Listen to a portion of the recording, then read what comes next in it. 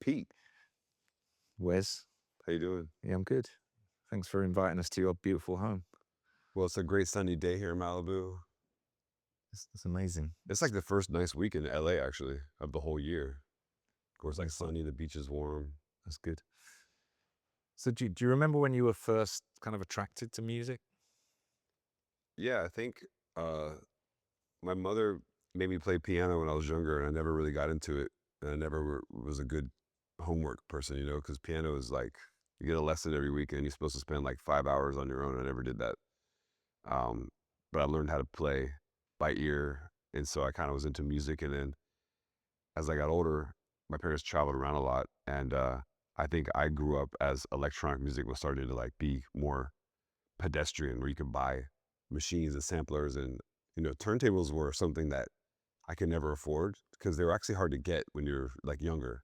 I had like the Geminis, and I remember when I was like 15, 16, I wanted to be a DJ just because I wasn't as good as my friends in bands. Like my friends were playing guitars, and I was like, that's like the old times. The turntablism is the future. Were your parents into electronic music? Oh, they had this really shitty box turntable. You know, like how the parents have like the TV. Yeah, like gramophone. Yeah, they had a gramophone. Not that Or a old, check, but like, yeah. and they only had like country records and Christian records, and like my sister had a couple cool records, and I was just playing records on there. I would go thrift shopping and buy vinyl, and I was really into the idea of sampling the art of hip hop, and that was kind of like my first gateway drug. Was like records like Digable Planets and The Far Side and Wu Tang, and then eventually got into dance music. But I was mostly just a hip hop. I was obsessed with hip hop. Was there a moment, like a particular record, where you thought this is what I want to do?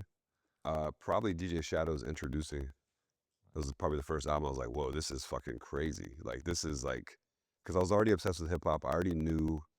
Um, I loved the art of creating with samples, but then when I heard that album, I was like, wow, this is something from the future. And then got into Moax, and then I was into like Massive Attack and Portishead. That whole era was probably what really got me into producing. Let's go back a little bit. You were born in Mississippi, Yeah. German English descent, graduated in Tennessee, but it's really at college in Miami where you kind of first start DJing. You get a job on the radio. I'll give you the whole bio is crazier. Like I think my dad had jobs at hospitals, was traveling a lot. I was born in Mississippi, but I only stayed there for 2 years. But it's a very cool story because I was born in Tupelo, Mississippi, which is like the home of Elvis, and I guess the fusion of music was like Mississippi. Memphis was the big city that we would go to.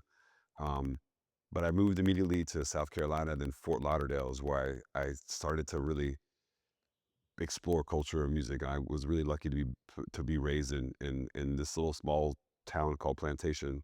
Terrible name, but it's Broward County and Fort Lauderdale is where I think all these musical crossroads exist. Where you know, to make it in layman's term, I would say Florida is a place that has like uh, a new history. Like the rest of America, Boston, Philly, Chicago, these cities are like 400 years old now. People only moved to Florida like in the 50s and 60s, and it wasn't like one general population of like the German immigrants, the English immigrants, the African people, whatever it was. It was just anybody that could afford a house for like $40,000 and they had air conditioning. So like all these people just moved to like a little town like Fort Lauderdale, and your neighbors are like Haitian, Jamaican, Jewish, from Venezuela, whatever. And I grew up in this place where I just thought like, oh, it's brand new. We had a mall, and that's all we had. Like we had a mall and a church and a synagogue, and in our high schools there was no like there wasn't 100 years of history there. So I always felt like Florida's where all the people became their own history. Like you can just create anything. So the rest of the country, I feel like has it's like a dictated story, like where you're from and what neighborhood you live in. But I always thought that Fort Lauderdale was like this special place where I grew up listening to like Guns N' Roses and Nirvana and hip hop and Latin music and dance hall, and like every party was It different. had a great history of disco as well. I mean, some of the greatest disco records. And if you want, yeah, like all the New Jersey people moved there. Like it was like my first genre that I really fell in love with was probably freestyle. Right. Like Debbie Deb and what about Stevie. Miami bass? Yeah, bass music. I mean, we had. If you're like from the hood, you listen to Two Live Crew and Jam Pony Express, and if you're like a white kid, you listen to Magatron and like bass music, and you get your car, and you get like speakers, and you get lowered, and you're all about. Everybody had their own. Totally indigenous to that part. Yeah, and then you had like DJ Icy. I don't know if you know this. Yeah, I remember Icy. Yeah. When I first went to England at like 19 years old, there was Miami break, like Florida breaks crates. Yeah. And then there was like guys like Stanton Murray. We had our own scene of like break beats that was happening in Florida. And that was really what, it's kind of like the excess of the breakdance culture, Bambaataa, that kind of stuff is. So I love probably I didn't know this till I was older, but like Magatron and Man Parrish and Mantronics. Mantronics might be my favorite producer of all time. Like I didn't. Sleeping Bag Records. It was so badass. He was like making breakbeat and like sampling, and he was KRS-One and like using drum machines in the wrong ways. And I think I didn't understand his influence until like probably 5, 6 years ago, and I realized, oh, all those records I sampled he produced all those records. He did Joy Sims as well, which I signed to London Records. Those badass records, and he did like Just Ice, and I recently saw A-Track did a little post about his history. I didn't even know, and Mantronics like wrote on the post, and I connected with him like, yo, you're like one of my favorite producers. Yeah, iconic. He was Jamaican too. He was a Jamaican guy. Okay. He was born in Jamaica and then moved to New York. But yeah, that was a big connection between Florida and like New Jersey, New York. Right. And a lot of people retired to Florida. So if you like want to buy vinyl, back in the 90s, any estate sale would have like insane amount of disco 12 inches. Like I would just have record collections I buy for like $3, like the ones that didn't get burnt in Chicago. Exactly. So I had all these, like, it's just a place where you can find all these like retired DJs would go there to die. So I was there to pick up their records. So you end up DJing on college radio, or? Yeah, so I grew up in Fort Lauderdale, and then I ended up went to Philadelphia for college. But before that, I had a little break. My dad was moved to Daytona Beach, and the college there was University of Central Florida. I went to school there for 2 years, and I got a job at the radio at a different college called Rollins College.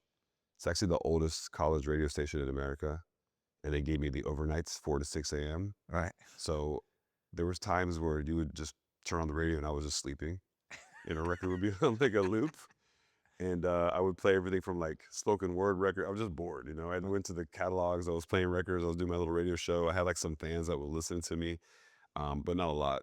And that's kind of how I learned how to DJ. Just couldn't be on the radio. So you're mixing 2 turntables. Doing some mixes, then kind of bored. Right. This is before I had like Instagram, whatever. So I was actually having to like look at records and read books, and I was playing. I was like on the mic. Yeah.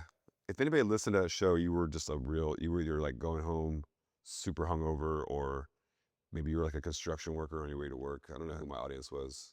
It's a good way to get you 10,000 hours in. Yeah, it was. Practice. I got at least without too many people listening. I got at least 1,000 hours in. I don't think anybody listened to me, but yeah, I was grinding. Right. So, and when do you go to India? You do this trip to India when you're quite young. Yeah. So after I left Florida, I think I was part of this little small scene. Like I said, Orlando was one place that was special. A band like Basement Jacks or Portishead would play like 5 cities. They would go to Chicago, they go to New York, LA, and they would go to Orlando. Because we had this huge service industry where people had money, young people had money, and we loved raves. I saw Portishead play at this club called Firestone after the first album, and I was like, it was one of the few places where they played because they knew there was a big audience there. There was Simon's up in Gainesville. There's all these little clubs in Florida, in Central Florida. So I was part of that. I was doing some hip hop production. I was DJing this place called Fat and Jazzy's. This like Tuesday night party was like drum and bass and acid jazz. Remember acid jazz? Yeah, of course. Yeah. So I was like part of that. Eddie Pillar. After a while, I was like, you know what? I think I hit the ceiling for this like place. Right. Being part of the electronic music scene in Orlando. So I decided to move to New York, but I couldn't afford it. So I went to Philadelphia instead. And that's where you could like get an apartment for $250 a month and live there and pay your rent and make music. And that's where I really cut my teeth, I think, and became a proper producer. And it's hardcore there. Like that's where the DJ world really is like the strongest. I think if you go to any city and you talk about DJs, Philly's like got, I think, the most prestige. Right. You could say Chicago, New York, but no, Philly with it becomes like Jazzy Jeff and Cash Money and Victor Duplay and all these people. Rich Fadina, one of the first people to put me on. That city really was like, the DJs had to be really good because there were so many of them, and there were so many crate diggers and beat makers, and there was a real fusion of house and hip hop back then that didn't exist in that how it exists now. That was really special in Philadelphia. So hearing you talk, it seems like it was always about making records as well as playing records. Yeah, I wanted to be a producer. Like I made my first when I moved between Florida. When did you work that out? Well, I was really into like this trip hop sound, so I was making music on my own, smoking a lot of marijuana in Florida. Sleeping in my car sometimes, and I made this project called Florida, I sent it to Will at Big Data, which is a subsidiary at Ninja Tune. I got signed. I put out this album. I went on a tour with DJ Food and Armando Bin in Bonobo.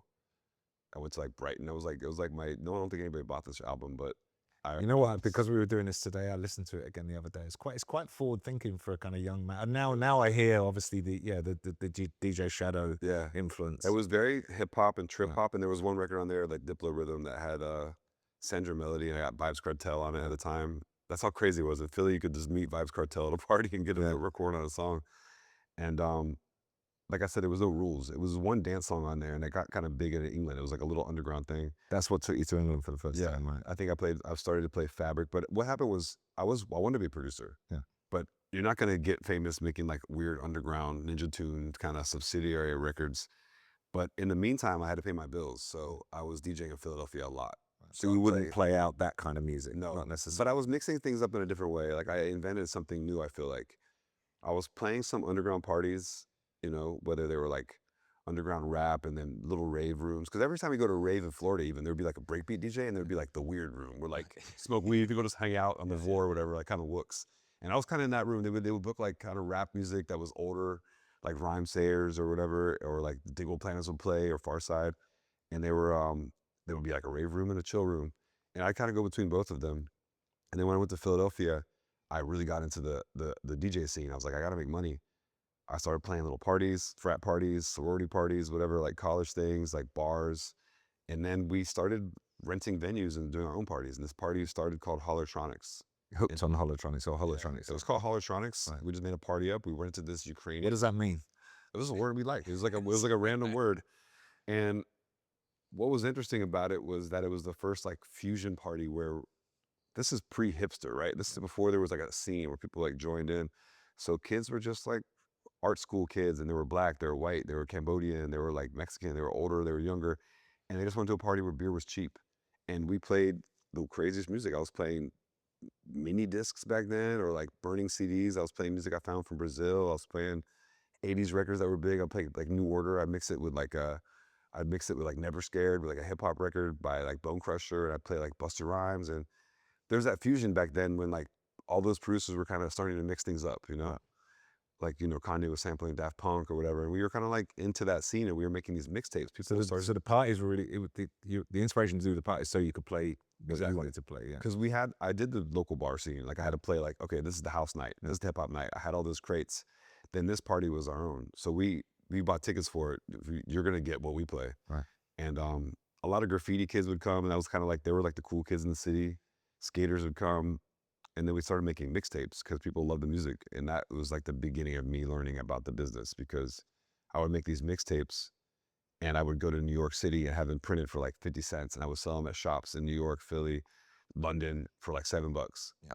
Those little mixtapes got all the way to like Fabric London. And that's where I got booked for like my first Fabric. I did that mixtape for Fabric, like Fabric 14. And the mixtape just starts by literally people coming to the booth going. Yeah. And then we had a message. Cassettes. It was CDs. CDs, right. There might have been cassettes in the beginning, but their community people really liked it. So young producers were like, I want to be part of this. So we had this message board called the Holler Board, and that made us like literally international, because people would, Cashmere Cat was on it in Norway, and like kids in Australia were on it. And it was like, oh, there's little communities, and people were asking me like, hey, you want to come to play my party? I got $500. I can fly you to like Finland. I was like, yeah, I'll go there. And so we started doing these little things and building the outreach on the internet. You understand, the internet was brand new. Yeah. People were just now like learning how to discover music on SoulSeek and Napster. Yeah. And so we just took advantage of that. Yeah, I always say from an English perspective is when kind of Napster came along and like the UK record business stopped really like spending big money on like dance records or dance producers. Like the DJs kind of migrated around the world because of the communication that was available at the time, and you were coming the other way. Is that how you met MIA?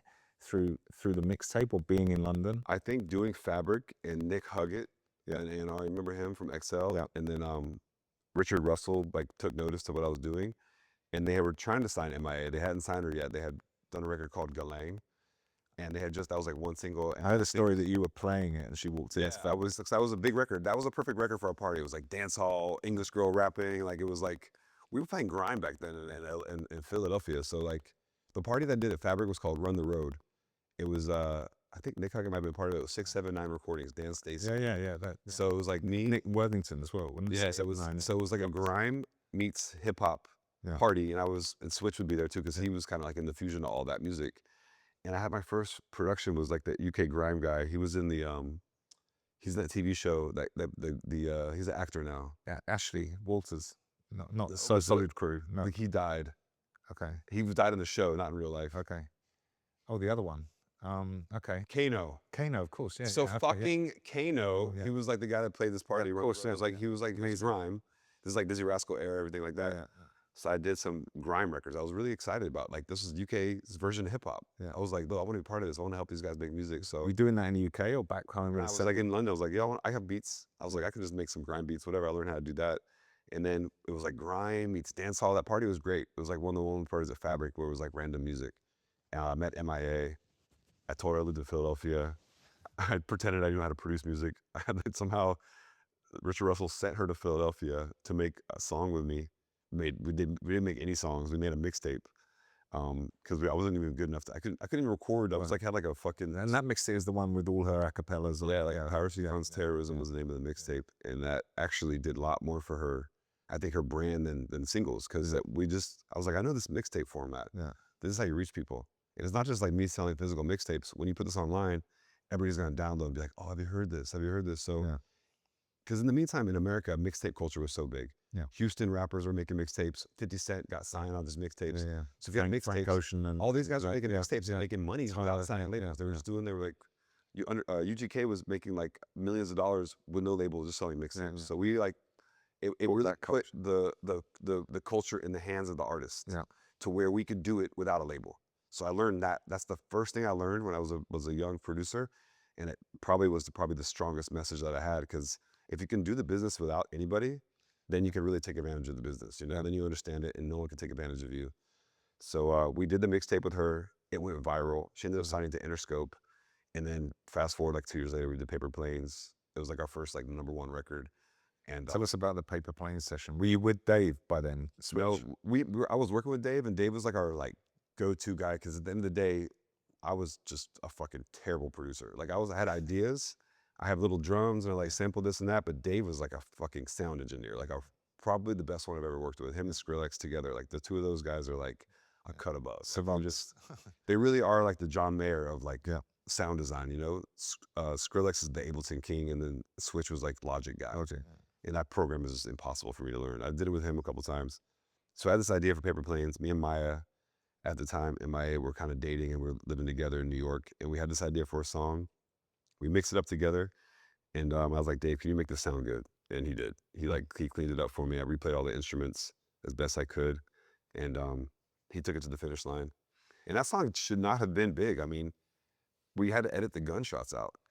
Because this is like post 9/11. Yeah. You can't play gunshots on the radio. I think they kept him in for the UK version. They did, but in America, the edit of it goes into Street Fighter sounds. So it's all I want to do is boom, boom, boom. It's like these weird. Yeah.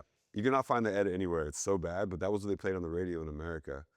And then, about a year after it came out, the label ignored it, but I had all these connections because of my parties. So I had like Bun B, Gorilla Zoe, all these rappers. I'm like, hey, I have this beat. Can you guys jump on this for me as a favor? So I started putting out rappers, and this record went to hip hop radio. It was a pop song with MIA, but hip hop started playing it. Hot 97 started playing it, UK radio, and then the labels like took notice, like, oh, let's go to a different format. Let's go to radio format. Let's go to pop format. And the record exploded, and then it became. And One Key was in a big commercial for Pineapple Express, that movie, and that was the key to that record becoming big. Yeah. Is that the day you think you kind of you're getting taken seriously as a producer? Like the world kind of notices you? I didn't take myself seriously yet, but some people might have been tricked that I was a good producer. Because honestly, that was a stroke of luck. Right. But my whole career has been those moments to where you realize after a while, like, oh, maybe you're doing something good. Because we're in a world now where like, you drop 1 million records, something might happen on TikTok, but something might not. So you have to keep moving forward. You know, like even On My Mind, that was a huge house record. That record was out for like 8 months, and then someone did a dance to it, and then it became a huge record, you know? You always need that one push to take a record to where it's louder than the other records. It's not always about being the greatest record, you know? You've probably heard records, you're like, this is the fucking best record I've ever heard. without a viral moment or something that catches fire, it doesn't go where it needs to be. Yeah. But your decision process at the moment you're releasing it is just you think it's really cool. So Yeah, at the end of the day, you can never just be like, how many viral moments can we have? You have to make just great records and just pray to the algorithm gods that something will happen.